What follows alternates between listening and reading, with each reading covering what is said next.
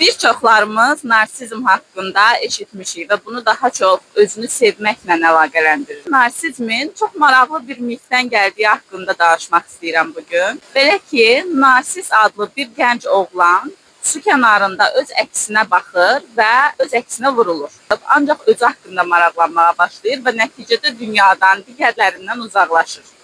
Bu mif bizə həmçinin də həm narsizm haqqında, həm də narsistik meyillər insanın özünə vurğunluğun bəzən digərlərindən uzaqlaşdıra biləcəyini, nəticədə onun bütün həyat fəaliyyətinə təsir edə biləcəyini də göstərir. Xüsusilə də hal-hazırda sosial şəbəkələrdə narsistik meyilləri görmək daha çox mümkündür.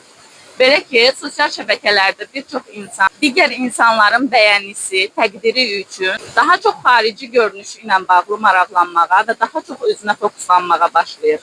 Nəticədə isə real dünyadan getdikcə uzaqlaşa bilir və öz həyat keyfiyyətinə də mənfi təsir edə bilir.